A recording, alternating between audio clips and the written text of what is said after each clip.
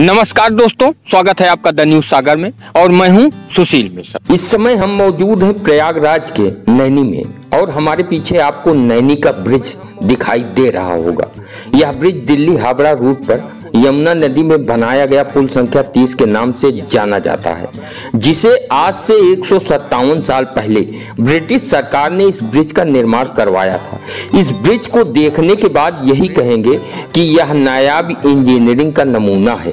British सरकार ने 1855 में इस जगह पर ब्रिज बनाने के लिए योजना बनाई थी, लेकिन इस ब्रिज का निर्माण 1859 में शुरू हो सका और 6 साल बाद 15 अगस्त 1865 में ब्रिज पूरी तरह से बनकर तैयार हो गया।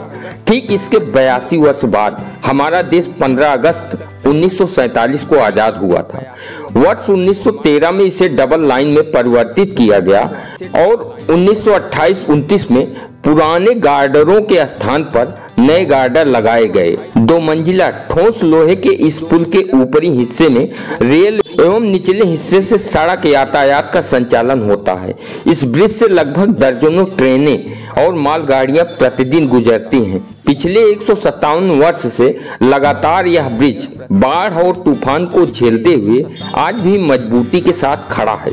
इस ब्रिज के निर्माण में उस समय 45 लाख रुपए की लागत आई थी। जरा सोचिए, जब इस ब्रिज का निर्माण किया गया था तो उस समय ना तो इतने संसाधन थे और ना ही इतनी आधुनिक तकनीक थी। उसके बाद भी इस ब्रिज का निर्माण इतना मजबूत अंग्रेजों ने कराया था कि जिसका आज भी हम भारतीय उपयोग कर रहे हैं। लेकिन आज हमारे पास तकनीक के साथ साथ आधुनिक मशीनें होने के बावजूद भी आजाद देश के आजाद इंजीनियर इतना बेहतर पुल सड़क का निर्माण क्यों नहीं कर पाते? आखिर क्यों जब किसी सड़क या पुल का निर्माण हमारे देश के इंजीनियर कराते हैं तो कभी कभी निर्माण कराते कराते ही टूट जाता है और कई लोगों को अपनी जान से हाथ धोना पड़ता है। और यदि निर्माण हो भी जाता है तो उस सड़क या पुल की उम्र इतनी नहीं होती जितना ब्रिटिश सरकार द्वारा बनवाए गए इस यमुना पुल की है। क्योंकि उस समय भले ही इतनी उच्च तकनीक और संसाधन नहीं थे, लेकिन एक चीज लोगों के अंदर मौजूद थी और वह है ईमानदारी। क्योंकि उस समय भ्रष्टाचार नहीं था, जिसके कारण आज से 157 साल पहले बनाए गए ब्रिटिश कालीन पुल का उपयोग हम आज भी कर रहे हैं। इस देश में भ्रष्टाचार के कारण कोई भी विकास का कार्य पूरी ईमानदारी से नहीं हो पाता। उसका सबसे प्रमुख कारण है, जब देश को चलाने वाले नेता ईमानदार नहीं रहेंगे तो भ्रष्टाचार को बढ़ावा तो मिलना तय है।